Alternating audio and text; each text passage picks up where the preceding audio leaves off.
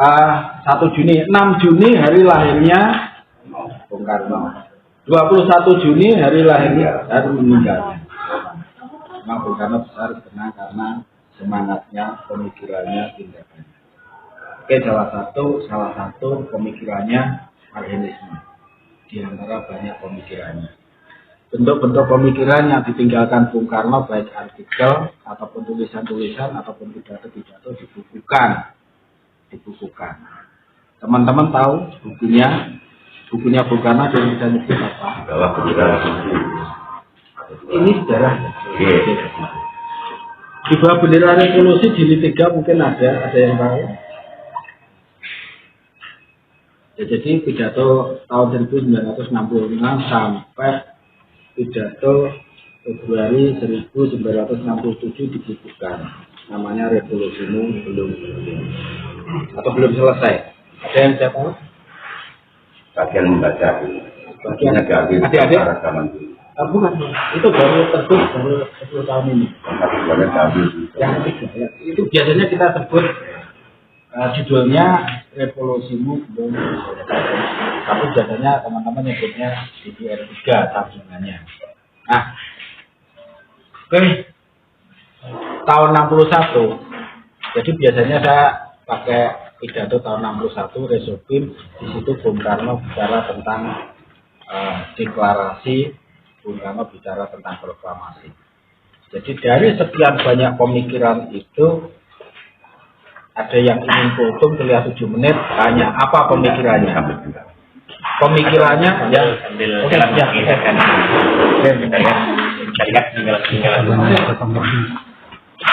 jadi teman-teman coba yang punya DPR baca buku Revolusi, di situ ada pemikiran juang merdeka dan Pancasila. Merdeka di situ nanti akan berkembang bicara deklarasi. Artinya deklarasi itu bisa dikatakan sama dengan Pancasila, dan Pancasila itu bisa diwujudkan prasyaratnya adalah kemerdekaan. Maka dari itu Bung Karno, kalau boleh saya katakan, dari sekian banyak pemikirannya disingkat 2, deklarasi kemerdekaan dan proklamasi kemerdekaan. Teman-teman, di sini kita punya naskah proklamasi kemerdekaan. Proklamasi kami bangsa Indonesia. Bangsa Indonesia itu apa?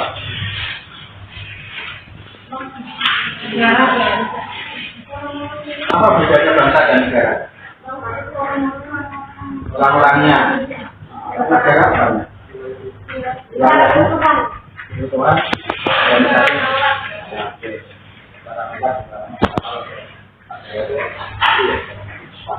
Kekuasaannya Pak, kekuasaannya bangsa Indonesia yang merdeka. Jadi yang merdeka bangsa dan negara. Bukan negara ya. Dua-duanya Pak. Dua-duanya harus. Oke. Tapi seandainya di hari itu, maksudnya gini, 1 Juni itu kemarin kita sempat diskusi dengan teman-teman. 1 Juni adalah Pancasila. Kalau tidak ada 17 Agustus,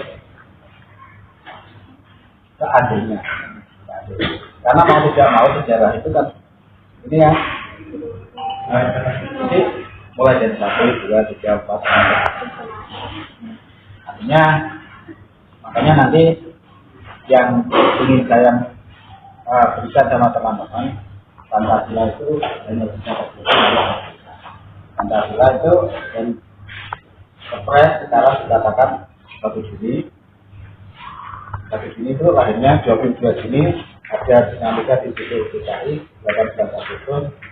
Ini ketika itu di kalau nggak ada kata 17, ya tanggal 18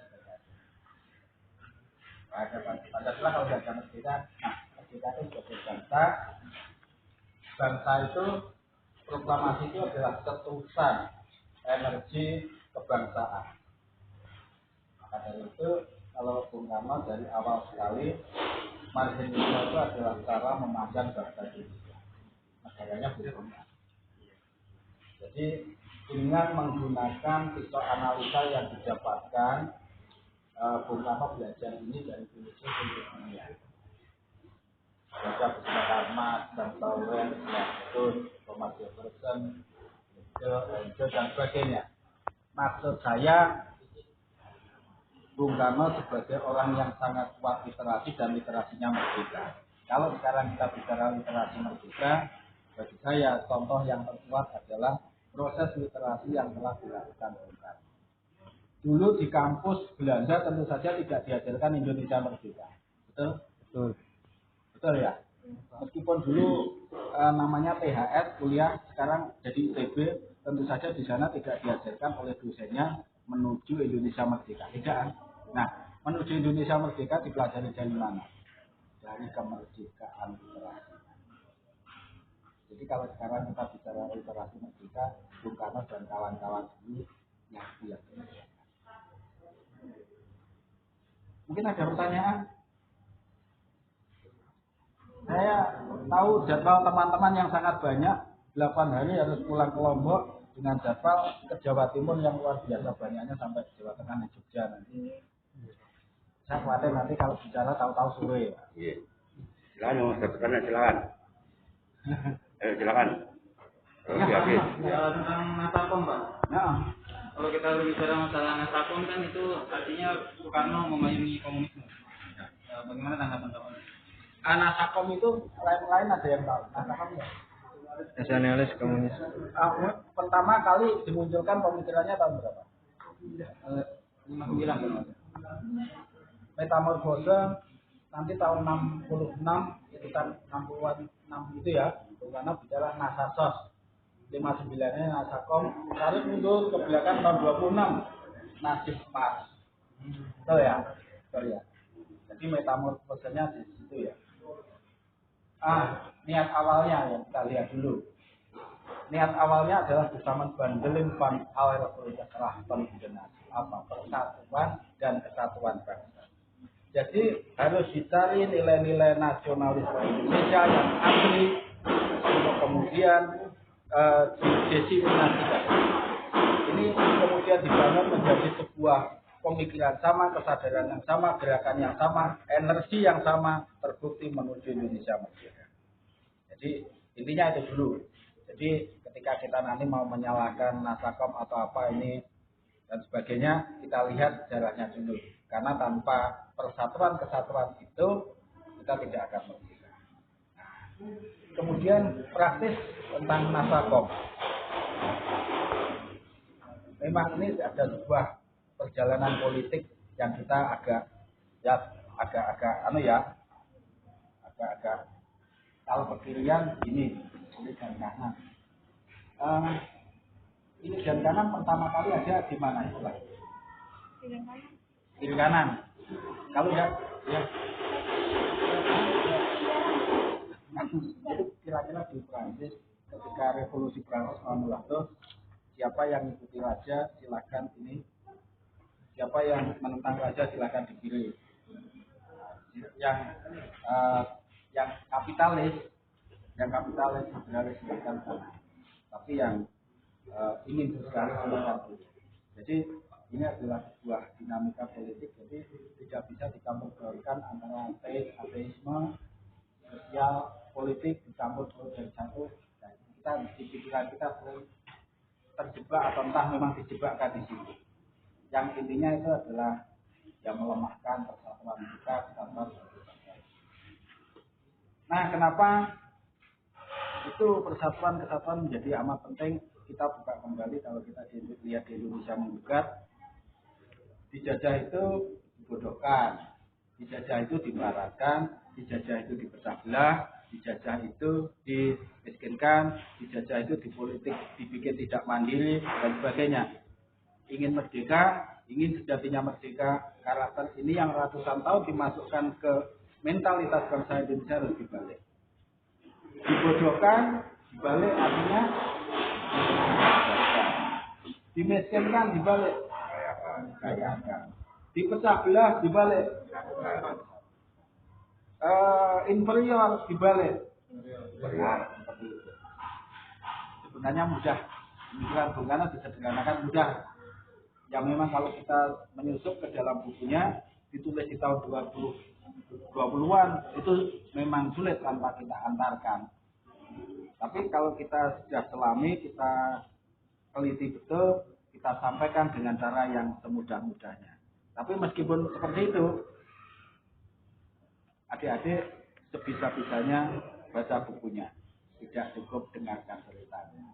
Nah, bicara Indonesia, pasti bicara Bung Karno, pasti nanti ada Pancasila, pasti itu konteksnya sejarah. Ini fakultas sejarah.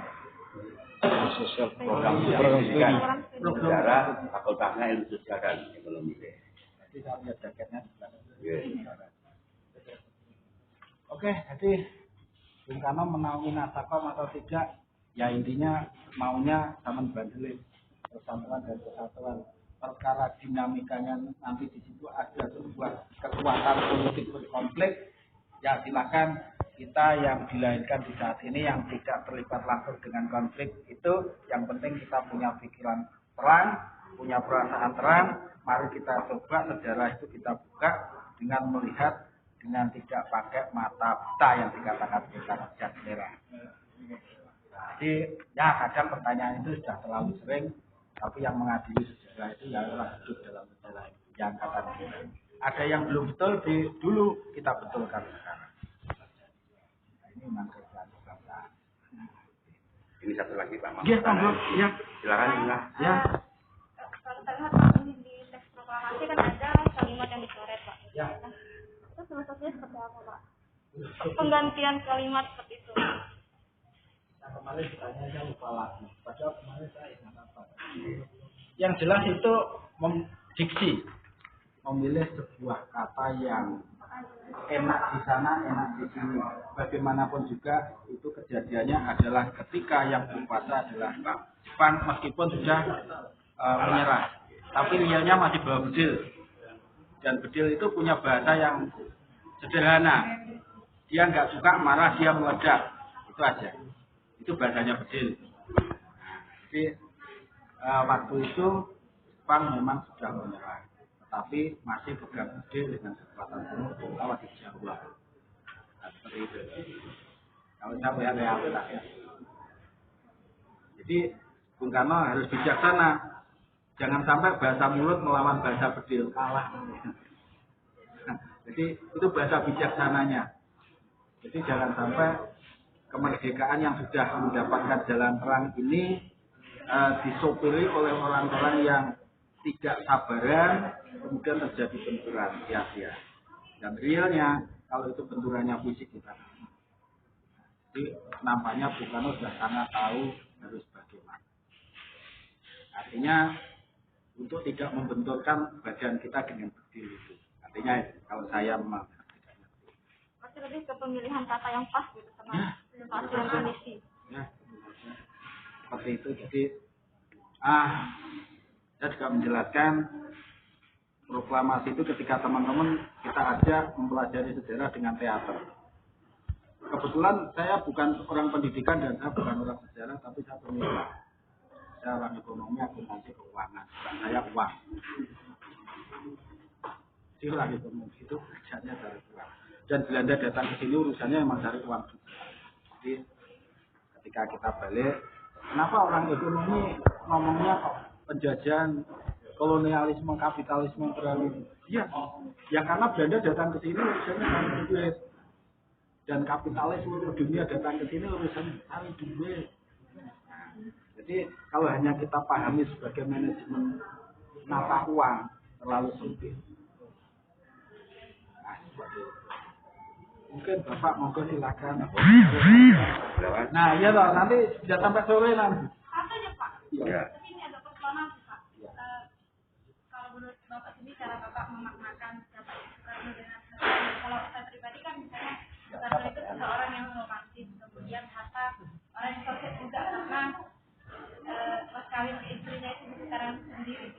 Saya penasaran nih Bapak memaknakan Dato' ini. Dua pemuda unggul, dua pemuda yang bisa bersatu, tapi tidak pernah bersatu, tapi meskipun begitu tetap memberikan kontribusi terhebat terkuat, bagaikan rel kereta api, tidak pernah bersatu. Tapi secara filosofis, ketika nanti ilmu pengetahuan teknologi maju, rel itu bisa satu monorail. Jadi dua-duanya harus jadi satu monorail. Yang bisa menjadikan satu monorail siapa? Kita yang hari ini masih hidup. Beliau-beliau sudah sempurna selesai memberikan kontribusi terbaik buat bangsa.